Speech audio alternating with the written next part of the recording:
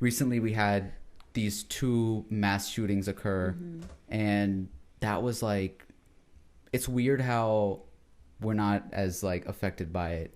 It's become almost like normal, but it's still so disgusting and disturbing that, and if you don't know, like it was a shooting in El Paso, Texas, and Dayton, Ohio, and it was like, you know, enticed by white nationalist mentalities and the sort of rhetoric that has been a popular theme amongst mass shootings in the recent couple, like, you know, months or years. And I saw this tweet by Neil Degrasse Tyson that I wanted to kind of like discuss, so we have something. Who's an astrophysicist? Yeah, because I don't want to just like talk about how bad it is, because obviously we all know that, but let's get perspective of this. So Neil Degrasse Tyson, the one and only, tweeted, in the past 48 hours, the USA horrifically lost 34 people to mass shootings. On average, across any 48 hours, we also lose 500 to medical errors, 300 to the flu,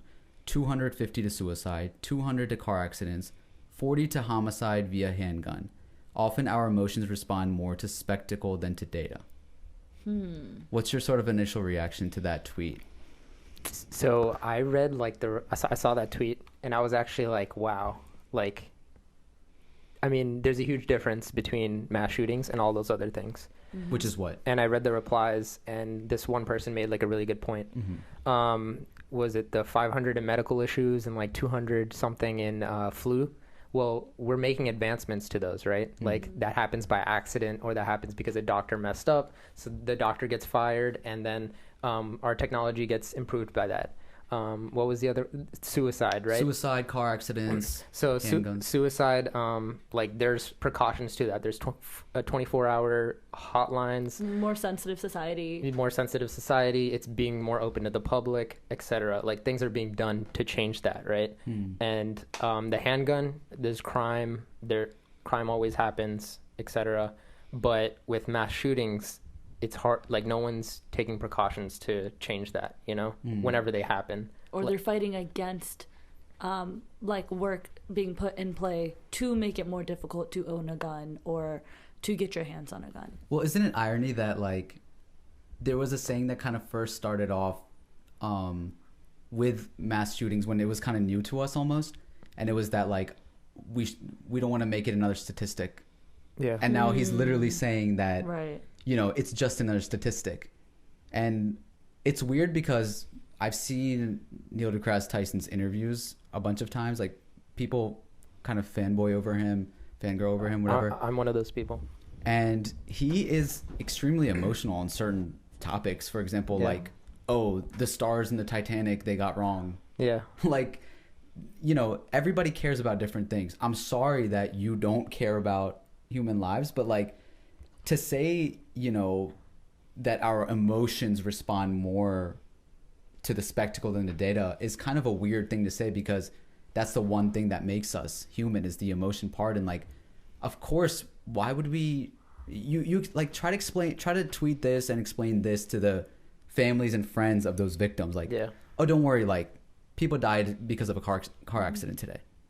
Like, that, just because that many people are dying because of those things, like you were saying, doesn't mean that that's okay. Yeah. We should always be trying to prevent that. Yeah. Also, like, with these things, these are like sometimes like accidents. Not saying the suicide is an accident, but I'm just saying like the other things, they're like accidents, or like, you know, their body was just going medical errors or and whatever. Stuff like that, right? These mass shootings are done on purpose, like, and they're happening to people that weren't going to die otherwise. And they were specific people targeted, like Hispanics. Yeah. Or Muslims in like the Christchurch shooting. Like, people always say like, oh, they were gonna have plans this weekend, right?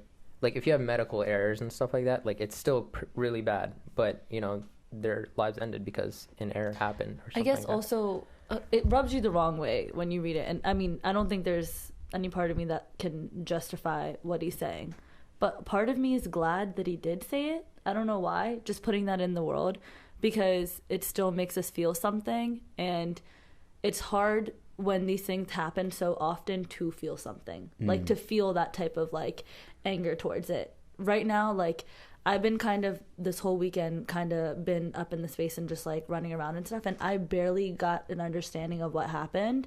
And I was like not like glued to my phone right when it happened. I was like, oh, okay, I'll find out about it in a minute. Like personally, I was like, oh, okay, I'll find out about it in a second.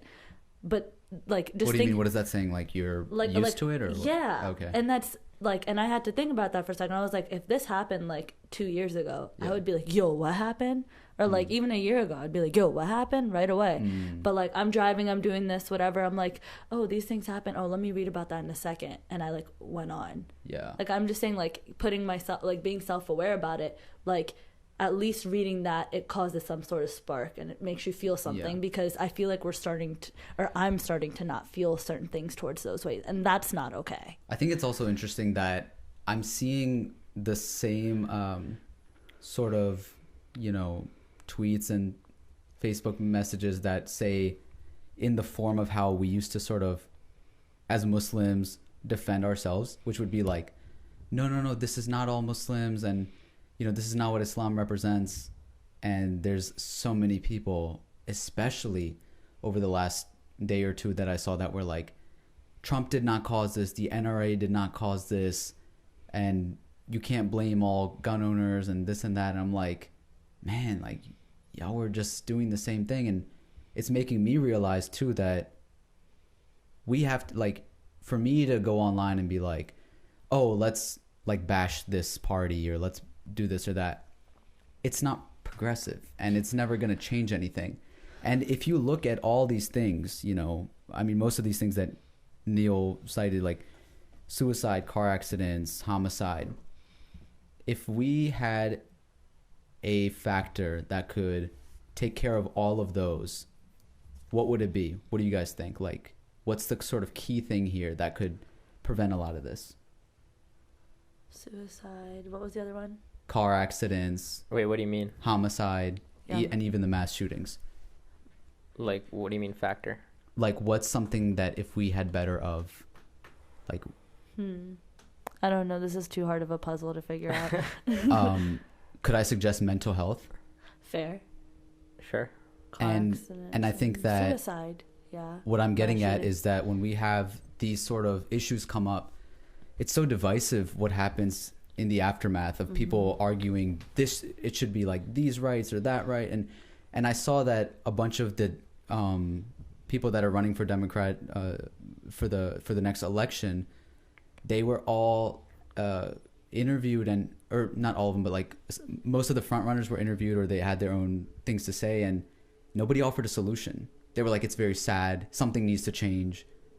And it's like, what are we going to do about it? And one thing that, like, I'll endorse one person so far that I've been learning a lot from is Andrew Yang.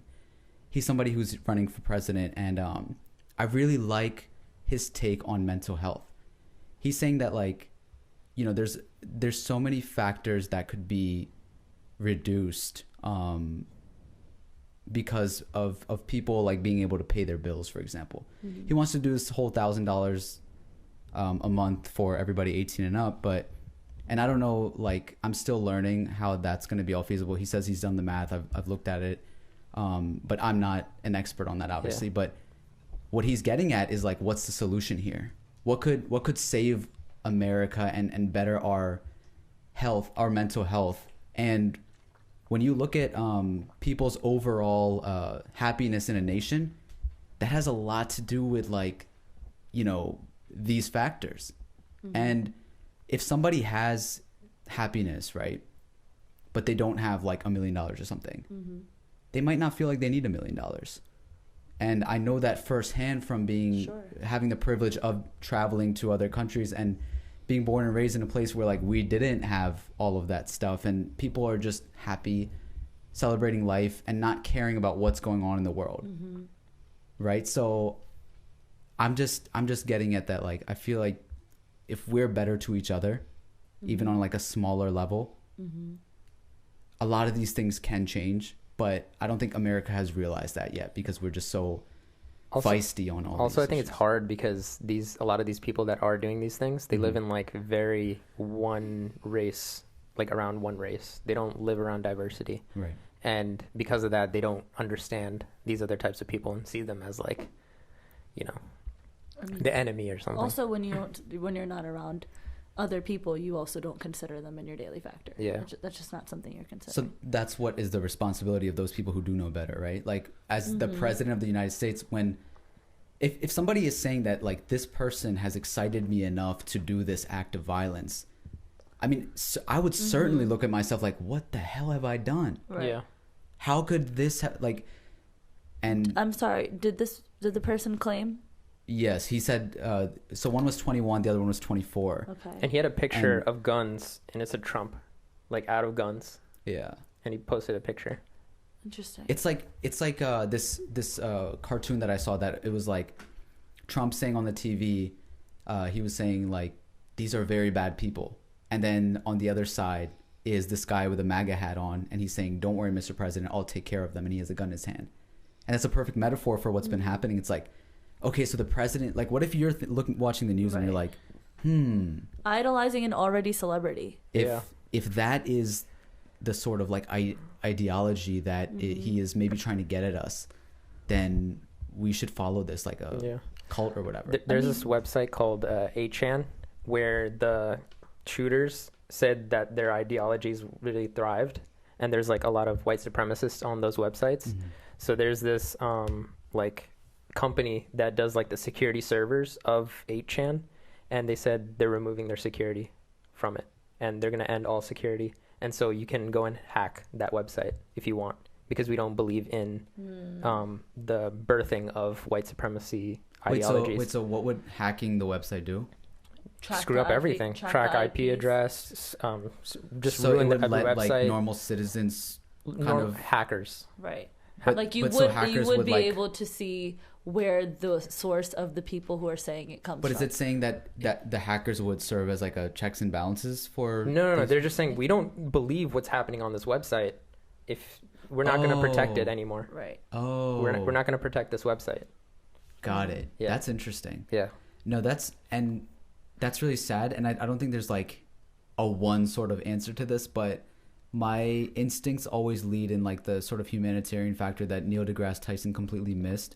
And it's like, it's almost simple and it sounds fruity, but I think it is like, like we have to talk to one another. And that's another thing I like about Andrew Yang is like, he goes on every controversial sort of network. Like he goes on Ben Shapiro's show, which like no other Democrats will go on. And he had a completely civil discussion with him. And that's the type of person that I think that when it comes to leadership, the leader does not have to be the strongest or the smartest in the room.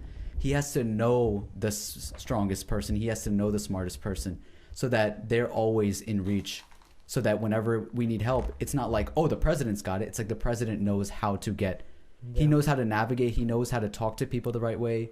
He knows how to lead, right? Like that's what the president is supposed to do. It's not like the job of the president is to literally, handle every single thing, like hold a gun and be able to shoot people in war and stuff. That's not what they're doing. They're the commander in chief. They have to guide the people that are going to be going to war. Yeah. And that goes for every department. And I think that in the future, Americans should really strongly consider like who is somebody who would be willing to communicate the best way, who is willing to lead and learn and admit when they're wrong and get to the facts. Didn't Trump shout out the wrong city? Not shout out, like speak of the wrong city when... Yeah, but that's not a big deal because Joe Biden did the same thing. I mean, like, let's not focus on silly things like that. I screw up stuff all the time. There was one thing that I wanted to kind of like light up from the situation, which was, I don't know if you guys remember this school shooting that happened at Santa Fe in Texas. I think it was last year. There was that Pakistani exchange student that got caught up in it. Oh, yeah. You remember this? Yeah. Her name was Sabika. I don't know how to pronounce it. Sheikh. So there was a U.S. bill that got passed for Licensing and Registration Act in her name recently. And who was behind it was her cousin. And she came here from Pakistan, and she had been behind it for up until this point, this entire time, to make sure that this goes through. Because and what's the bill? It's gun reform. So I don't know if it's been passed already. I mean it's probably not, but it's been written and like it's an official bill. And her cousin had been working on it. Yeah, it's been introduced in her name. So I just think that that's incredible that, like, you know, there's work and effort being put in. They're willing to take it seriously, especially with a Pakistani's name attached to it. And yeah, I gotta like applaud her cousin for awesome. doing so much work behind it. Like, that's amazing. So that was pretty cool.